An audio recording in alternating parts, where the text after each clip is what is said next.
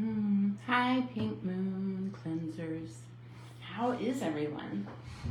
Popped on here just a few minutes early, but we are getting through this cleanse. Curious how it's been going for you. Last week, before I say that, if you don't know me, my name is Ariana Harley, and I have been supporting our cleanse with poetry. And I love this idea of bringing words to cleansing. The power of the word, right? That's written about in many books, many cultures, the power of the word. And in our neuro health, languaging something actually affects our limbic system. So when we just say I'm sad or I'm frustrated or I'm happy, just that can calm our nervous system down. Isn't that amazing? Words. So amazing. So amazing. So I called this Friday Poetry and Musings because it's really hot where I'm at in Portland, Oregon in the United States, and it hasn't been hot. So I'm having kind of a warm, like mellow Friday evening. It's lovely. I have all the windows open, and I just feel like my energy is like sitting on the porch drinking some pink lemonade kind of energy. So I'll be doing a little musing and conversing with you. So it is now formally 5 o'clock Pacific time. So I wanted to start off by showing you what I just did. I'm gonna actually do it again. So, clary sage. If you haven't used clary sage before, I wanna just say it is phenomenal for hormone balancing for women, for men, for any age, wherever you are in your hormones. Clary sage is your friend. And geranium is another lovely, lovely oil for that. So what I like to do this on the daily, is I put a few drops in my palm. You're not going to be able to see this, but I'm just rubbing it on the arch of my foot. This is called a foot arch treatment. Super simple, but don't let the simplicity fool you about concerning its power. So powerful. So, I happen to be in my late 40s, and my hormones are doing weird things lately. Getting a little perimenopausal. That's an interesting journey. For those of you who've been through it, I'm sure you can relate and agree. And so I am just loving doing some hormonal support. And I do this every day. Sometimes I forget, but I try to do it every day. And when I do, I hormonally and emotionally feel so much better. And then I always take the opportunity to smell. Already, I feel different and feel good. I wanted to read to you a little bit about clary sage because we brought her into the mix today, and then I have an amazing poem for you picked out. I'm really excited to share it, and a little prompt about being in nature. I am very lucky, and although I live in the city, I have a huge garden, and I live in the Pacific Northwest. We are surrounded by great nature. I am a nature lover, and so I'm curious if you have nature available to you. I know when I went to Turkey, I was amazed.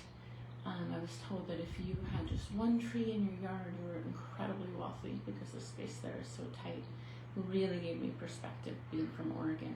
Just such a different reality here, right? Trees are all around. So grateful for that. So let's talk about clary sage. Clary sage, clarity and vision. Clary sage assists individuals in changing their perceptions. It gives courage to see the truth. One of the finest oils for the brow chakra, so that's going to be right here. It's also known as the third eye point. So you can just take some clary sage. You can put a drop on your finger and just hold it right there. It's another really great thing to do. I'm feeling it just it's like calming my nervous system down and getting me to be really present in the moment and slowing down. Even when I started off, I noticed I had a little bit of scrambling thoughts. I was working outside, I was doing stuff, and now I can feel that clarity. Just try that and see what you experience. That was pretty cool. Clarity Sage dispels darkness and illusion, helping individuals to see their limiting belief systems. Clarity Sage encourages individuals to remain open to new ideas and new perspectives. It can assist during a healing crisis when a drastic change of perspective is required. Clarity Sage opens the soul to new possibilities and experiences. Clarity Sage assists in opening creative channels and clearing creative blocks.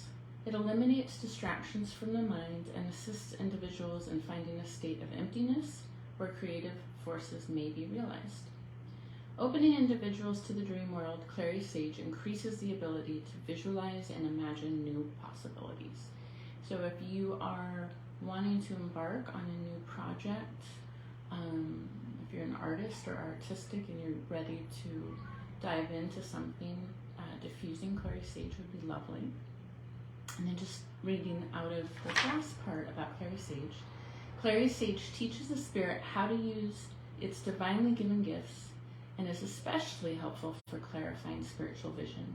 It assists in developing the gift of discernment. Clarity Sage invites individuals to expand their vision and accept the reality of a spiritual world. I love it. I don't know if you can see this. I just noticed I have a rainbow right over my heart as I'm reading about Clarity Sage. Isn't that cool? And then there's actually a peony. Oh no, I don't think it's a peony, but it looks like a daisy on the shirt too. So you want to bring Clarity Sage in when you maybe are feeling confused, darkness, spiritually disconnected, hopeless, blocked creativity, and you were wanting to transform those to spiritual clarity, intuitive, open-minded, imaginative, spiritual discerning. So that is just a little oil prompt for you. And then I wanted to read this amazing poem. It's one of my absolute favorite. It's by Maria Sabina. She is from Mexico, and she's a curandera and a poet. And I hope you enjoy this. It's so sweet. Cure yourself with the light of the sun and the rays of the moon, with the sound of the river and the waterfall, with the swaying of the sea and the fluttering of birds. Heal yourself with the mint and the mint leaves, with the neem and with eucalyptus. Sweeten yourself with lavender and rosemary and chamomile. Hug yourself with a cocoa bean and a touch of cinnamon. Put love in tea instead of sugar and take it looking at the stars. Heal yourself with the kisses that the wind gives you and the hugs of the rain.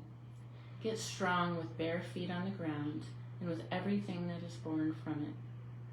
Get smarter every day by listening to your intuition, looking at the world with the eye of your forehead. Jump and dance and sing so that you'll live happier. Heal yourself with beautiful love. And always remember that you are the medicine. I love that. You are the medicine. Isn't that true? I think sometimes we forget the power and the potency of our beingness, of what we have to give to the world. You know that last week I asked you to write 5 things that you like about yourself and or love about yourself and why they make you unique.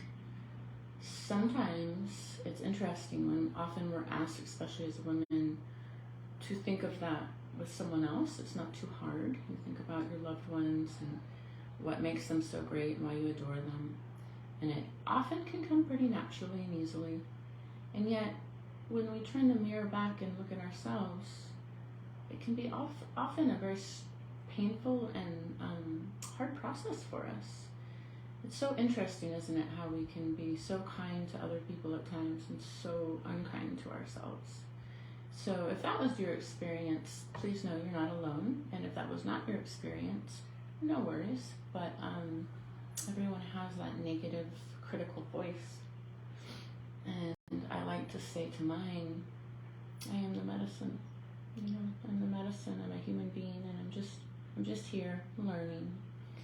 So I'm sending you a little tenderness and gentleness and that reminder just to be tender with yourself. Be proud for the work that you've done this month. Give yourself some credit. To close, and I wanted to show you, forgive me, I'm just in my kind of Friday relaxing mode. But that was I told you the poem, and then the geranium, or the clary sage reading was from Essential Emotions. This is a phenomenal book. And then this is from a book by Rebecca Campbell. It's called Rise, Sister, Rise. No matter how disconnected, confused, lost, broken, betrayed, or hurt you find yourself, you can find your true nature in nature. Nature is a living, breathing mirror of who we are. We see ourselves as separate from it, but in fact we are part of it. Nature is teaching us how to be human every moment of the day. The rose coaxes us to open and soften our heart. The oak teaches us to draw up our roots deep, deep, deep in order to stand tall. The sand assures us that change is inevitable and that we are always altering it, and we are always altering in form. The frangipani reminds us of the sweetness of life. The shell whispers secrets long forgotten, and the butterfly proves that there is life after loss. The volcano tells us that if we hold it in, eventually we will explode. So no matter who you are, you will find your true nature in nature. There is wisdom in the plants and the trees and the rocks and the earth below us, but we cannot unlock it if we don't connect and we don't listen. Mother Earth is constantly whispering, waiting for us to connect with her secrets. The ancients knew this. It's time for us all to remember. When you connect with your nature, you are connecting with all of life, the everything of every possible moment. If you make connecting to nature part of your daily practice, you will awaken your senses enough to notice the subtle changes in your life. If you focus on how it feels to be in nature, the earth beneath your feet, the scent in the air, and the sun on your face, the water on your skin, the flowers opening for you in all of their glory, you will be activating your feeling body. When your feeling body is activated, your soul is able to be grounded into your body. It is in this place that your soul's whispers can be heard most clearly and divine ideas can land in your lap. Nature is always present. It's we who are not. When you take a moment to truly be in nature, you discover how many gifts she offers you every moment of every day. And my prompt for you this week is to practice intuitive nature walking. My favorite tool for increasing your intuition and getting into the flow of life is to spend time in nature doing a practice I call, this is the voice of Rebecca Campbell, I call intuitive nature walking. All you need to do is find a large part of nature, ideally a park, a bench, a forest, beach, a bushland, and allow yourself to be moved. Walk and be moved with no attachment to the outcome. If you feel yourself being led to a big tree, then walk to the big tree. If you find yourself being led to lie on the earth, well then lie down. If you feel like guided to climb a rock, well then climb a rock. Notice the beauty all around you and allow nature to move you.